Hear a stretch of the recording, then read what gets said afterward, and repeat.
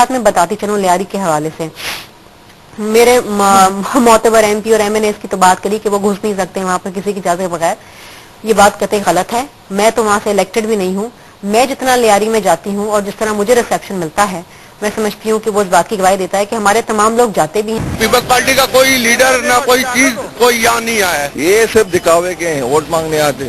ہم ہیں Peoples party کے, مگر گورنمنٹ ہمارے پر توجہ اس علاقے میں نہیں دے رہا ہے. لیاری کے جتنے بھی لوگ یہاں ہیں مقصد ہے کہ یہاں پہ کسی کو نوکری نہیں ملا ہے. بے نظیر کے دور میں کام ہوتے تھے. یہاں کے لوگ بھی جو 88 میں جو ہے نا, جب کہ بے نظیر جب آیا تھا یہاں کے بہت سارے لوگ نوکریوں میں لگے, سمجھے, گورنمنٹ کے اداروں میں.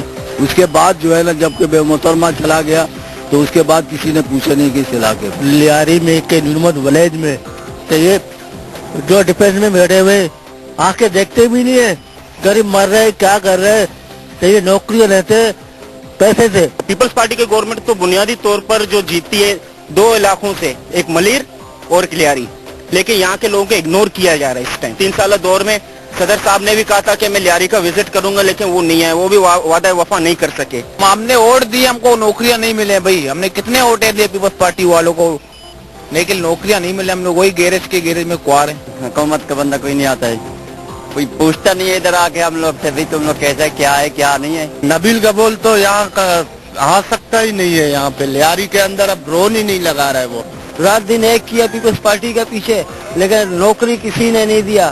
وہ اپنے نیندیں خراب کیا, اپنے وقت ضائع کیا, لیکن نوکری ابھی تک ملا نہیں ہے. میں ایک اچھا باکسر تھا, پاکستان کی اتنے کھیلے انٹرنیشنل باکسروں میں خود ہمارے نوکری سے نکال دیا. کیوں نکال دیا, اس کی وجہ کیا نکال دیا. یہاں پر کوئی پیپلز پارٹی کا بندہ نہیں آتا ہے. لیاری کے لوگ ایسے ہی لاوارث پڑے ہوئے. لیاری میں تو ایسا کہ نوکری تو ہے ہی نہیں, اور کوئی بندہ آیا ہی نہیں ہے گورنمنٹ کا, کوئی بھی نہیں ہے. لوگ روزگار مانگتے ہیں, سب بے روزگار ہیں. یہاں پر کسی کے پاس روزگار نہیں ہے. نبیل صاحب کو تو ہم لوگ بھول گئے.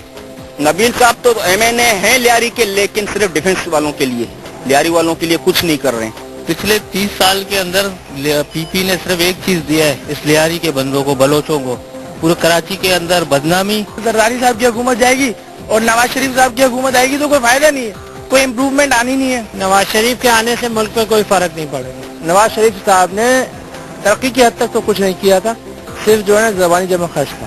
یہاں پہ جو بھی آتا ہے مطلب بھرا وہی آتا ہے, اور جو آتے ہی مطلب کہ اپنی وہ سیاست چمکانی شروع کر دیتا ہے. سیاست چمکاتے ہیں, چاہے نواز شریف ہو یا زرداری صاحب ہو, کوئی بھی ہو.